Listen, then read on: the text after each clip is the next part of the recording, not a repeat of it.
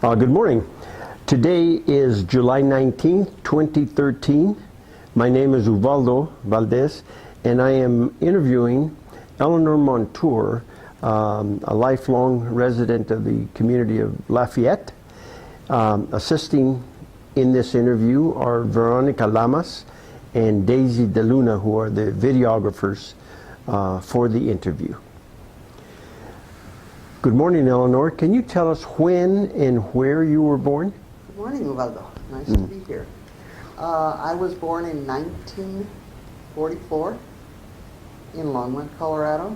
My parents were living in Lafayette at that time, or at least my mother was. My father was serving in the United States Army.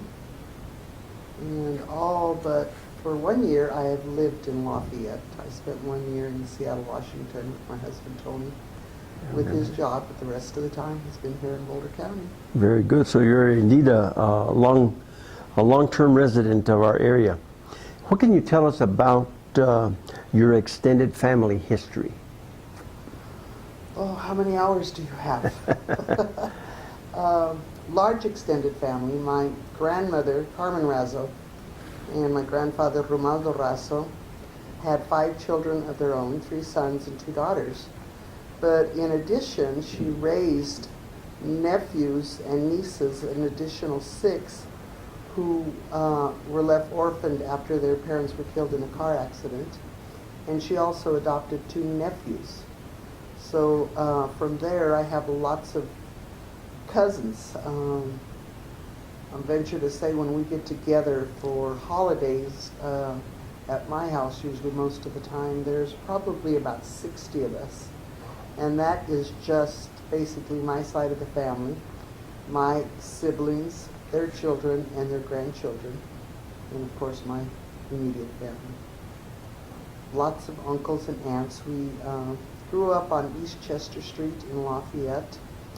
On the 200 block, my mother and my grandparents lived. On the 300 block, I had a great aunt and an aunt that lived. On the 500 block, I had an uncle, and we had a couple of cousins intermingled in those streets. So the 200, 300, and 500 block basically belonged to Razos. Well, backtracking just slightly, were they also born in this area, or they came into the area sometime? No, my grandparents, Carmen and Romaldo Razo, came to the United States in 1914 from Durango, Mexico. They originally were living in Louisville, Colorado, and lived there a couple of years, and that's where my mother was born. And then they moved to Lafayette, where they spent the rest of their lives. Mm-hmm. And what were the circumstances that brought them into Boulder County? Work. My grandfather came originally to work in the agricultural field and continued to do that for a long, long time. But he eventually got a job in the mine. So in the winter he was a coal miner, and in the summertime he would get contracts with different farmers throughout the Boulder and Weld and Adams County. And with his large family, he had his own crew, so we worked summers in the fields, and in the winter he worked in the coal mines. And as a granddaughter, you were also old enough to participate in that activity? Oh yes, I was the firstborn of the grandchildren. My grandfather and I were very, very close, and I went to a lot of places with him, did lots of things with him. From your early recollections, tell us about how life was for you, being in a large family and then having the responsibility of doing agricultural work along with your grandparents. Well, I didn't realize until I was much older that we were poor. Never felt like we were poor when we were growing up, because we always had a place to live, a home that was ours, plenty of food. My mother and grandmother were very good at going to the secondhand stores, buying clothes, fixing them up, sewing. So we were always well dressed.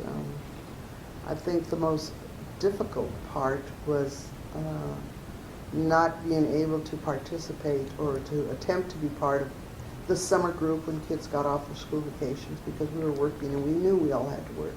Mm-hmm. So, at daylight we were already in the car heading out to whatever field we were going to work at, and by the time we got home it was dark, and we would take our baths and eat and go to bed and rest for the next day. Mm-hmm. Before we leave the topic of the working world, how much can you tell us about the involvement of your grandfather and then later your father, was it, in the agricultural and mining industries in Boulder County? Well, as I said, my grandfather originally came to work in the fields. That was the only field that he had.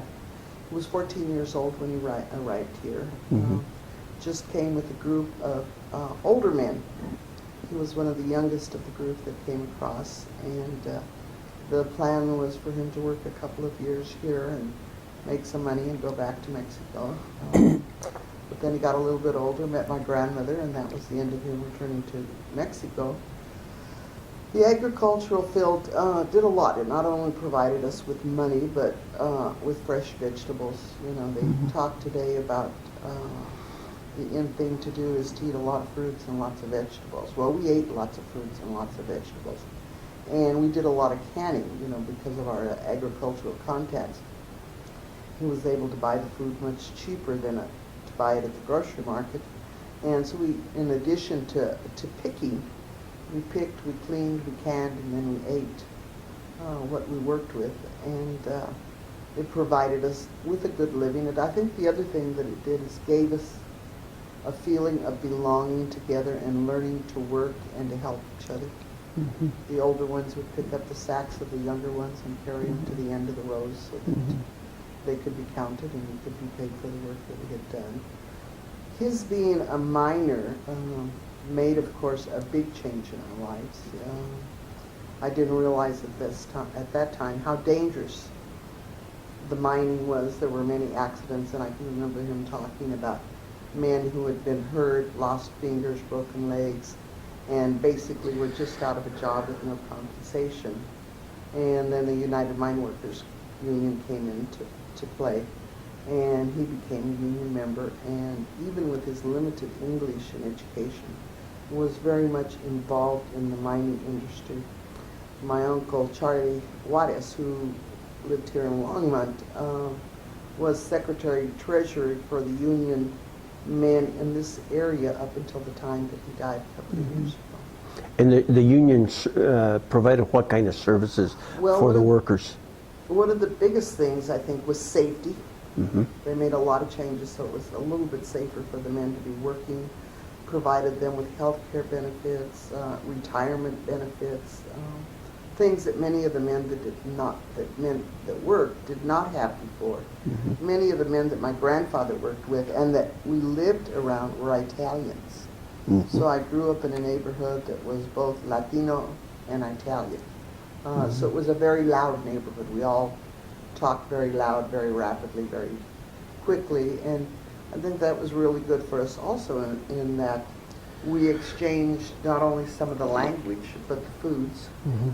My grandparents, my grandmother, and all of us would get together and make tamales at Christmas, but then we'd get Dago red wine from the Bobies next door and pizzelles from the DeSantis's across the street, and so, it was an enriching, both monetarily and socially. Mm-hmm. So it was a totally an integrated neighborhood. Yeah, Italians and Latinos. Uh-huh. Very good. Let's move on now to your experiences in Boulder or Boulder County, Lafayette, of course. Growing up, what were the dynamics that you recall while you were in junior high school and high school among your peer group? Very limited. There was a lot of racism, a lot of discrimination, and by junior high you learned what you should do and what you should not do, and survival skills. You had teachers that when you raised your hand and had an answer to a question would not acknowledge you. not being invited to the sleepovers, not being part of many of the social things that were going on at the school. So I had two different lives. I had my life at high school where I went and I studied and I did what I was supposed to. And then I had a life with Latinos who had dropped out of school, many of them because they had to work to help their families. So I was like two different people, one person at work, at school, another person out in the community, and going to the dances and listening to the Mexican bands playing and going to weddings with my mother and grandparents and having that camaraderie and feeling of belonging. So even though there was the racism and the discrimination going on, I was protected, I think, by my family and by the community that they belonged to. So I always felt like I was loved and, you know, given consejos that, you know, don't play into their hands, don't allow them to make you quit school. I remember one time I was having a really hard time with one teacher, and I went home and I told my mother, I'm not going back anymore. And I refused to be ignored. I refused to be treated the way I'm being treated. And I don't want to go to school anymore. And my mother just said, well, you have a choice. You can either go to school by yourself, or I can go with you and sit next to you if you feel like you need that. So of course I returned to the school the next day by myself. I didn't want my mother going with me. Okay, that tells us a lot about who your mother was, which is another topic that we'll address in just a little bit, okay? We'll leave that for now. Tell us then, as you grew older, how involved or how aware were you of the political realities in Boulder County, and did you find those to be inspiring for you to become who you are today, and or were they an obstacle in your efforts to be your own person? So I'm asking about the political arena. I think they were both. I think due to my grandfather's involvement in the United Mine Workers and my mother pushing us to excel in school and to try and better our lives and to show the world that we were better people and that we were smart people and that we could do things beyond picking crops in the field. I got involved with the Democratic Party as a result of both you and my mother, and you know, I can remember us going to the caucuses and to the county meetings and to the state meetings, walking the streets of not only Lafayette but Louisville and Boulder, and pamphleting and doing voter registration out in the snow, and working on school board elections when Pete Garcia was elected school board member. And I remember my grandmother and my mother making pots of coffee and us running thermoses up to the fire department so that the voters, and more specifically the Latino voters that we had helped register and encourage them to get out and vote, would stay and vote despite of the snowstorm that was occurring at that time. I learned a lot. I think some people were very welcoming. Others weren't sure what we wanted or what we were going to do. Others were there to help educate. Think of Josie Heath, who now heads up the Boulder County Foundation, was very instrumental and very encouraging. And you know, my children got involved through the same way. And we would have them, you know, when we had, I can remember a couple of county caucuses that we had, where my girls went and babysat so that young parents with children could go and take part in the caucuses and not have to be financially disposed, you know, having to hire babysitters and carpooling people in. And, you know, I think politics is the way and a good way to be involved with it.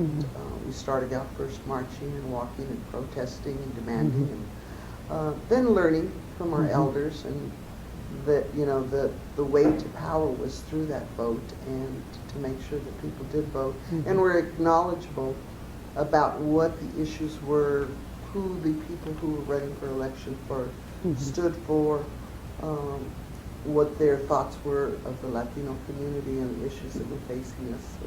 Very good. I'm hearing you say that there were several mentors that you could rely on during the course of you developing your consciousness about the political realities in Boulder County. What can you tell us about those mentors? How did they come about, and what did they help you realize, recognize? What kind of assistance did they give you? Well, like I said, mentors like you, Valdo, Josie Heath, Wally Taves, people who reached out, called, repeatedly come, gave me information, spent time talking with me, encouraging me. I think bringing out some strengths that I did not know I had, and encouraging me to use them and to utilize them, and telling me that the power was in the pen and in the voice. Very good. Very good. Mining, of course, was an important industry in the area, and you've already commented about the involvement of your grandparents. Did your parents take over doing work in the mines and in the fields? No, my biological father and mother divorced when I was very young after the war ended. From that marriage came my sister Carmen, who died at the age of 24 of lupus, and myself. No, they didn't. My mother did a lot of housework, house cleaning.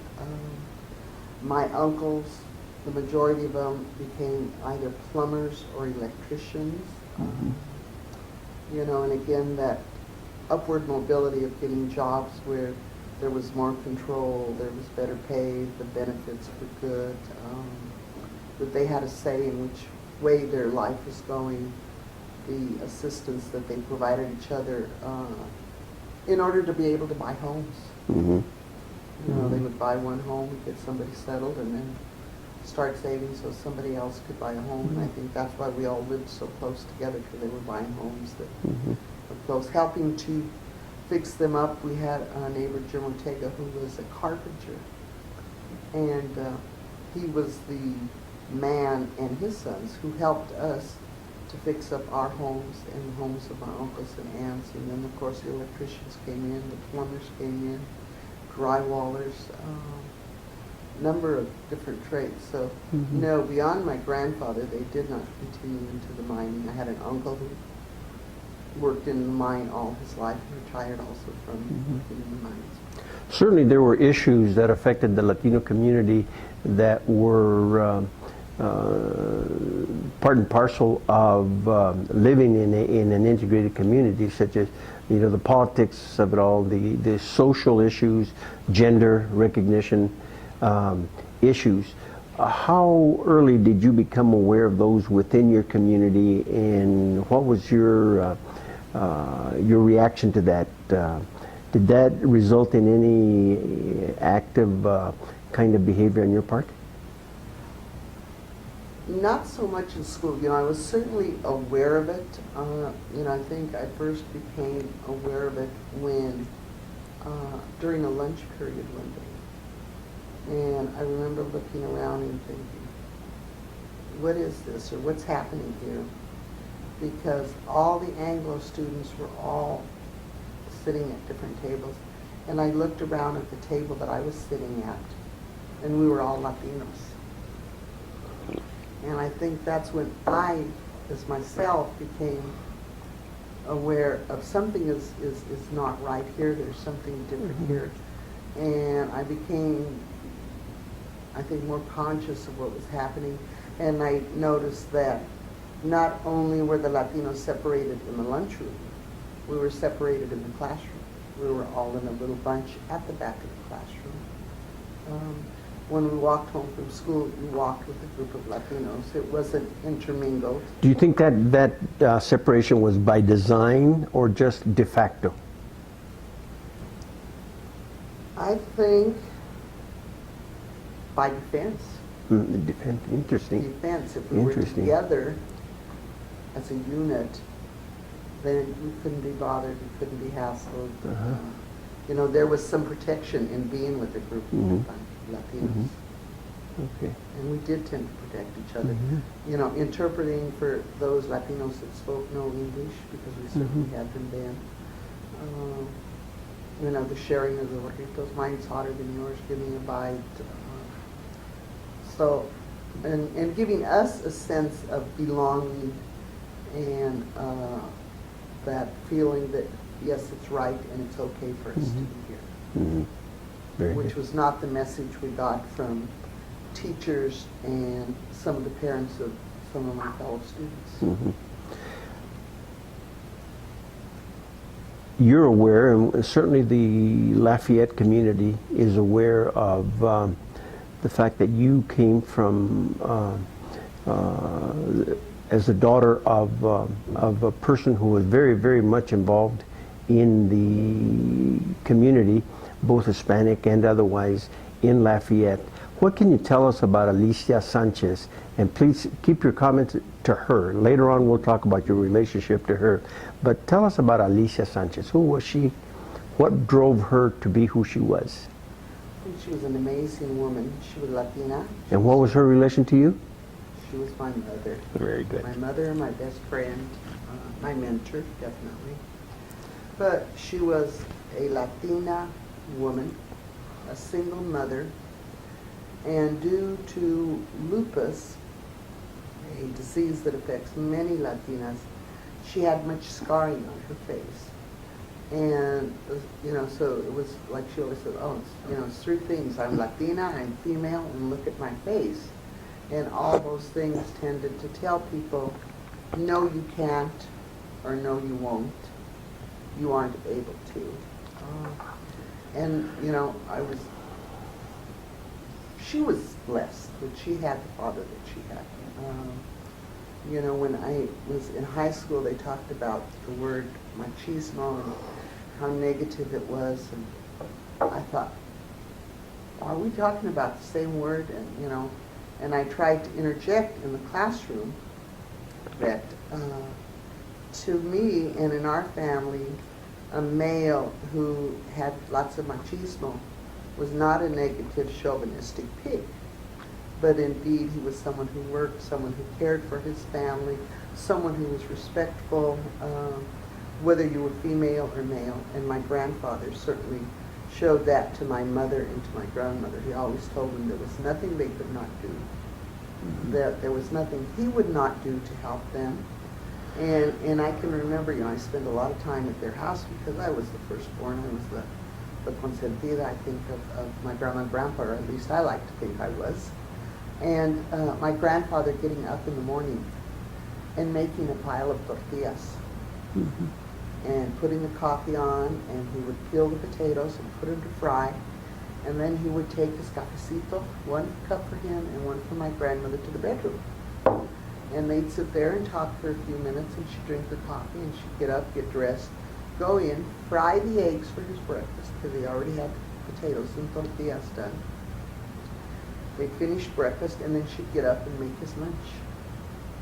And he'd take off. But, you know, my grandfather would help her hang clothes. I think the only thing he didn't do was iron. But he never felt it was beneath him, or that because he was male, it was not something that, you know, he should or should not do. He always encouraged my mother and my grandmother to go out and to do things. And I remember when they were doing housework, and one time one lady said, you know, if she refused to pay, I can't remember whether it was my mother or grandmother, for the day's work, because she said she wasn't satisfied that she had not done it the way she wanted it done. And Grandpa made him drive back to Boulder and tell them that if they did not get paid, they were going to go to court and they would get the money, and it would end up costing them a lot more. Whether that was just a veiled threat that my grandfather was, you know, telling my mother and grandmother to do, they did get paid. You know, and I remember my grandfather telling them, you know, see, if you don't speak English, if you don't speak up for what you think is yours and what is right, nobody's going to do it for you. So I think that was a lesson that my mother, Alicia Sanchez, learned and taught us well, and taught many in the community. And, you know, she became involved. She would go to the schools meetings, you know, and at times not getting a lot back from it, but she was there. She was a presence, and made sure that the teachers and the principals knew that she was there and that she was not going to tolerate anything. I remember incidents of taking driver's ed, and there was an Anglo girl and a male, white female, white male, and I driving. And Claudette pulled out from Erie, and when she pulled out, the tires spun, and we all laughed. And he laughed. And then we went back to school. We parked the car in the garage. The Lafayette High School was then on Baseline Road. Went into our classes, and I hadn't been in my class 20 minutes when somebody came and said the principal wanted to see me. And I thought, oh, I wonder what happened. And my first thought was that somebody in my family had been hurt and was sick. So I walked in, and he handed me this paper and asked me to sign it. And when I read it, it said I was being expelled for being disrespectful. And I said, when was I disrespectful? And he said, well, in driver's ed, you were like laughing at the teacher. And I said, no, we weren't. We were all laughing. I said, I asked if the other two kids, Ernie and Claudette, were going to be expelled. And he said, well, no. I said, well, I'm not signing that paper. And, I just ran from his office, ran out of the building, ran down the street, and for a while he ran after me. And then I went home and I told my mother what had happened, and she marched me back to the high school, to the principal's office, and I remember him saying that she needed to make an appointment for me. She said, no, you didn't have an appointment to expel my daughter. I'm going to unexpel her, and I don't need an appointment. And she stood there and argued and discussed, and they finally rescinded the from expelling me from school. But again, another example where she showed me that, you need to at least make an attempt. And she certainly told me, you don't always make it right, and things don't always go your way. But you're going to feel worse as a person if you don't try. I think that leads us very directly, and you've alluded to some of these contributions, but it leads us into a discussion of there are two institutions in Boulder County that today are reaping the benefits of the work that Alicia Sanchez did. That would be education, and the other would be health care. Can you talk to us about her involvement in those areas?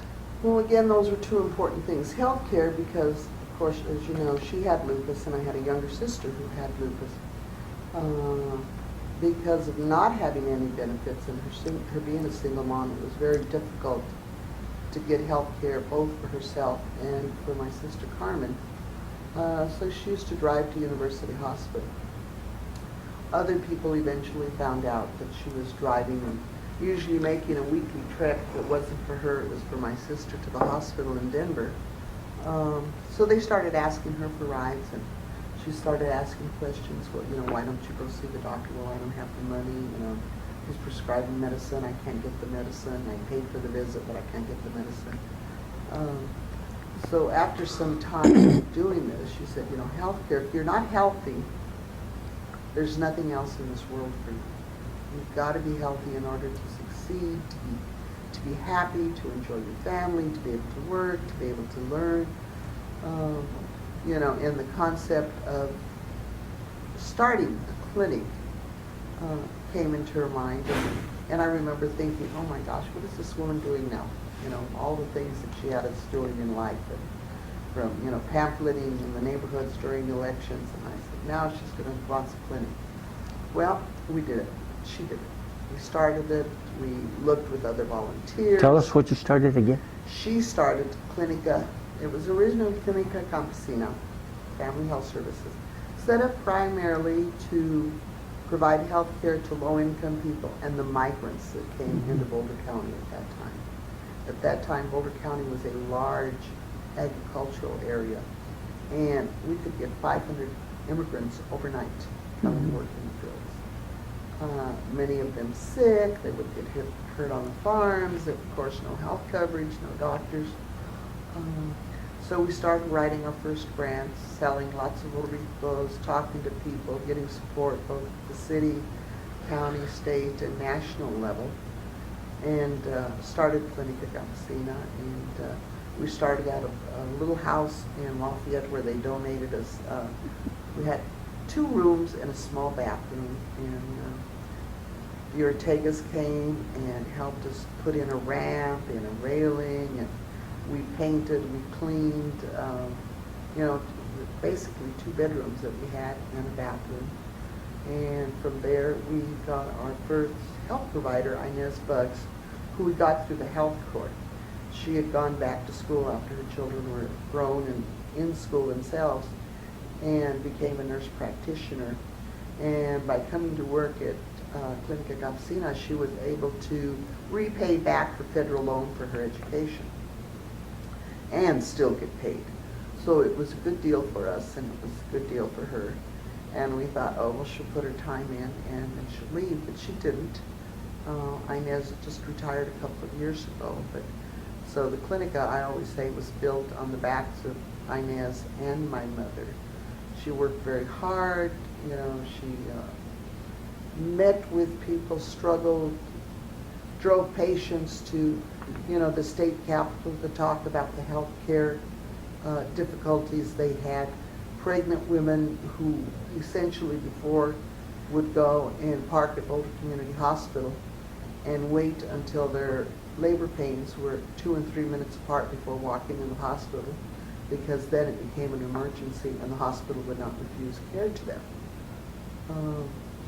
So through that, the process of Clinica being and what it is today, today we have 5 different sites. They are state-of-the-art community health centers. We have people coming from all over the United States and Canada to view what Clinica has evolved to over the years. We started growing and we started thinking, well, how can we grow and still provide that personal, one-on-one, ongoing continuity of care to our patients? So they came up with this idea of a pod, where each pod has a certain number of providers, a nurse, a case manager, their own telephone person, their own medical assistants. So the patients see somebody within their pod all the time. So there's somebody that knows them. It's not a case of going and each time whichever doctor has an appointment can see you. That's not the case here. The other thing that my mother thought in healthcare that was really important was prevention. She said, we see these people and I take them to the doctor, and by the time we get there, they're so infected or their disease is so advanced that there's not a lot that we can do for them. We need to teach them and educate on, what they can do to prevent hypertension, what they can do to help the diabetes. They've got to learn that they are their own primary provider, medical provider. So Clinica Campesina is based a lot on healthcare, prevention, and the patient really owning their healthcare, and they become partners with their medical providers. When we first started, and she would tell the patients, well, you need to go in and you need to ask why you're taking this medicine. And what is it going to do to your body? What will it do to your mind? Do you know what it's going to do? Well, no, the patient. Well, then you need to find out. That's important. Mm-hmm. Why does he want you to lose weight? And talking to the migrant workers that would come in, and they would tell them, well, you have to exercise. And the migrant workers would tell us, ooh, all day long I've been in the field bending over and lugging big sacks of corn and frijol, and now you tell me you want me to exercise in the evening? The doctor's crazy. Ask him why he wants you to exercise. There's a reason. They're not telling you those things just to talk. They know what it is. Education, important to my mother. She knew that was the avenue and that was the road out of poverty, out of the racism, the discrimination, to better health care. She said, without education, you're nothing. And in your mind, has your mom ever been recognized for her work in the field of education? Yes, she had a school named after her in Lafayette shortly after she passed away in 1985. It's called the Sanchez Elementary School. They called us probably about 6, 7 months after my mother had died and said, oh, we're going to name the school after your mother. And I said, oh, wait a minute. Because my mother was very particular.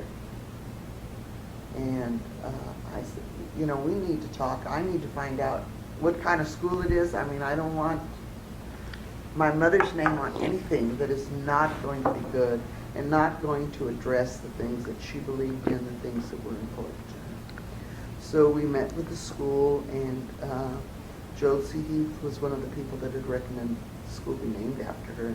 And we talked about the things that were important to us, the things that were important to my mother, and you know, we wanted to make sure that the school was going to be an educational institution that treated all children well, treated them with respect, treated their parents with respect, that it was a welcoming place. And Alicia Sanchez, now it's Alicia, the International, and I'm always confused whether it's Alicia Sanchez International Baccalaureate School, that's the way it is, you know, has evolved. And as family members, we have continued to stay involved with the school. And my sister has worked there since it started and works in the nurse's office.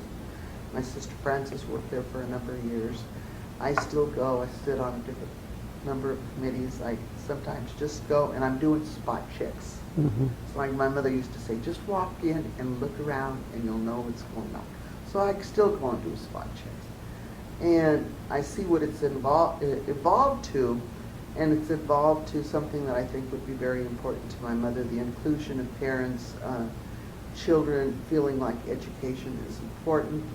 They have a resource room there so that when parents or children are needing something, they have some place to go within the building to say, you know, hey, I just got this job, I don't have money for gas, you know, we're on the verge of being evicted, but I got a job and everything's going to be different.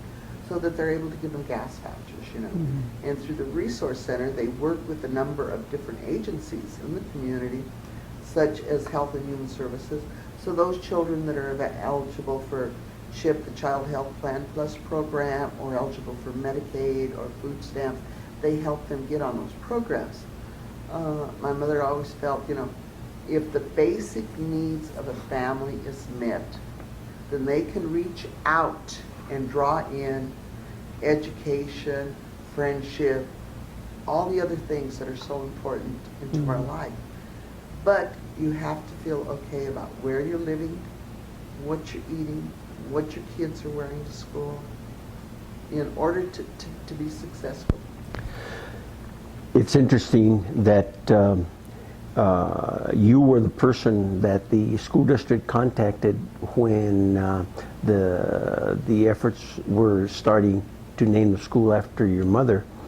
And you know, the relationship of a devoted mother and a loyal daughter, I believe, is evident and logical in your case.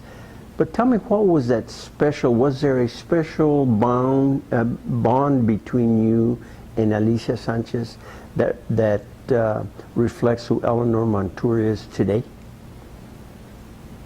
Oh, there has to be, and I feel it all the time. You know, she passed away in 1985. She was very young. She was only 58. But I think one of the blessings that I was given was to be the first one born, to not have gotten lupus, to have been able to live close to her all my life, and to work with her side by side, day in and day out. There were many a days, you know, that she was at work. I went to work there at Clinica probably about 3 years after it started, at her encouragement, and was, you know, little afraid of it first, thinking, well, I don't know if I should be working in the same place that my mother was, and am I going to be able to tell her, you have to go pick up so-and-so, or, you know, we have to cancel this appointment, and they don't have a phone, so you need to go tell them. Am I going to be able to do that with my mother? Mm-hmm. And so we went, did the interview, met with Pauline Romano, who was the director at that time, and she offered me the job, And she said, but I'd like to meet with you and your mother first. She knew that we had a close relationship. So we had this meeting, and Pauline talked to my mother and talked to me about what the expectations were of each of us. And, you know, she told my mother, now Alice, there are times that your daughter's going to be the one telling you what to do, and you need to do it because, you know, she's going to be the office manager here, and she needs to make sure that everything runs smoothly. My mother just sat there in the meeting and was just so nice and smiled, and yes, I understand. Oh, yes, that's okay. So the minute she finished, we were walking down the street, walking down the hallway, my mother and I side by side, and I remember her, you know, very quietly whispering, yes, you're going to be the office manager, but remember, I'm still your mother. And she walked ahead of me. Very good. You know, that, again, that strength, knowing who she was, and that the most important thing was that she was my mother. We could be lots of things in life, but she was always going to be her mother, and I was always going to be her daughter. And I think, you know, not only the strength that she gave me, but the knowledge that she respected who I was and trusted me to do certain things in life, and that I was going to be okay. To me, I think that was the biggest honor that she placed on me. You can do that. Well, without a doubt, we recognize the influence of a very, very beautiful lady in the person that we're talking to right now, Eleanor Montour. As we finish our interview today, can you tell us what it is that you're doing today? I know you're supposed to be retired, but what is it that you're doing today? Today I continue to serve on the board of Clinica Campesina. Retired after, I think it was close to 30 years of working at Clinica Campesina. Retired, took a couple of years off. There's a regulation that staff has to take 2 or 3 years, I forget what it is, off before you can become a board member. Waited my time out, became a board member, and continue to be a member today.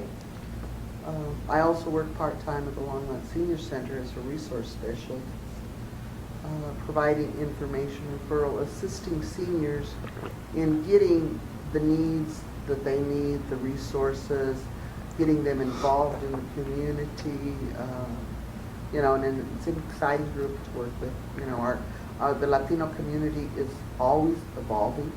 The seniors are evolving. It's a new group of seniors. It's not now that you retire at 65, you retire at 85, and then you decide what you're going to do with the rest of your life.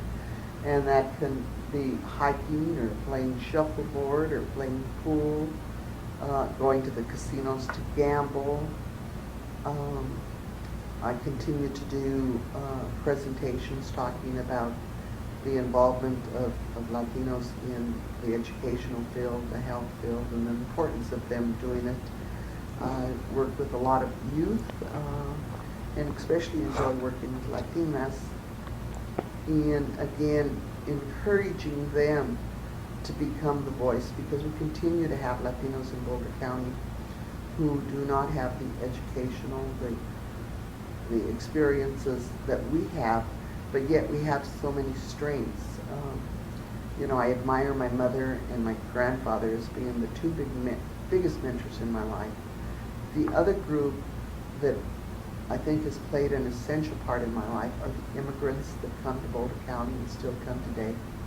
And it amazes me how they can arrive with no language, no transportation, very little money in their pockets, and be here 4 days and find a job. Mm-hmm. Mm-hmm.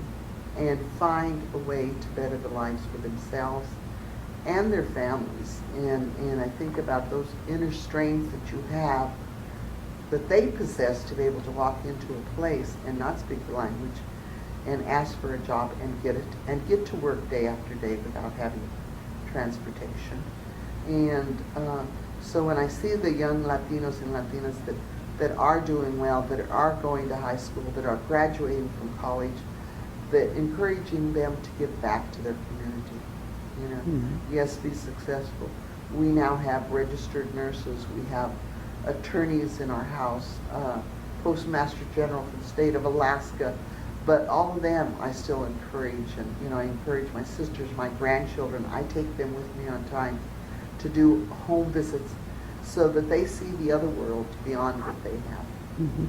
My final question to you was going to be, is there a topic that we haven't discussed yet that would serve well to summarize our discussion here today? But I believe you've just given us that statement.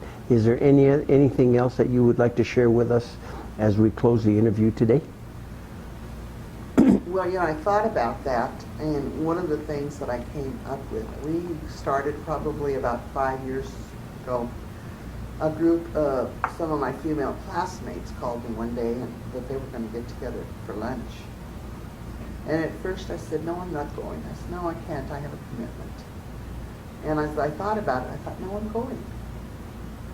So I called one of the ladies that I know, and I know well, that we've been friends with, Linda.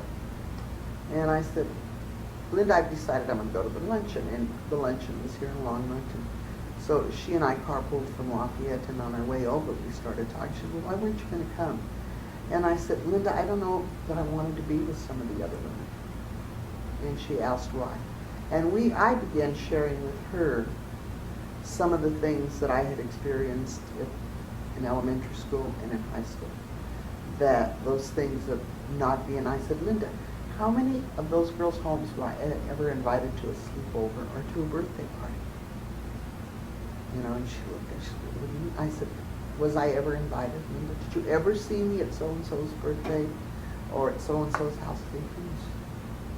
Well, no. And I said, well, why do you think that was, Linda? And she said, well, I don't think I ever thought about why you weren't there. And I said, because I wasn't invited. Linda was one of the rare Anglo families in Lafayette that I interacted. I ate dinner at her house. She would come to my house and eat dinner. So through these monthly, or not monthly, like every 3-month lunches, I think we have grown. They have learned about some of the things, some of them that was done purposely, others that they did not think was hurting me, that, they had no intentions of hurting me, but just because of the racism that was there was given down to the students, and they in turn gave it to me. And we have become, as a group, much closer. We now have another Latina attending our luncheon. And every 3 or 4 months when we meet, we share some of our experiences during high school. And I've learned, they've learned of the things that I felt, but I've also learned about some of their insecurities and some of the things that were done to them, whether it was being pushed to be the #1 student and staying up until 3 o'clock in the morning and studying and then having to go to school. So, I think that has been a good positive change, and I encourage my grandchildren who have a very mixed group of friends to talk about those things and those issues. And so hopefully that division is ending. Our family is a very cultural familia. We took a picture of our family last Easter, and I took it to work and put it up very proudly, and one of my clients looked at it and she said, oh, your family must do a lot of adopting. And I said, well, we have a few adoptions, but not that many. Why? And she said, and she started pointing out, and you could see in the picture, there were blondes, there was a couple of little black kids, and there were the Latinos, and then there were the kids that you could tell that were definitely mixed. But it's such a beautiful family. And I said, look at what a beautiful rainbow. And she said, oh yeah, it is a rainbow. I said, and yes, it is a rainbow, because some of them are gay and some of them are not. Mm-hmm. So we have a very diverse family, and I think we're just so much richer, and my grandchildren and great-grandchildren are so lucky to have it. Well, truly a lesson to be learned. So with that, Eleanor, we thank you for the time that you spent with us. Those of us that will look at this information in years to come will eternally be grateful to you for sharing with us. Thank you. Well, thank you for doing this project. I think it's something that the entire community will benefit from. So thank you all. Very good. Thank you.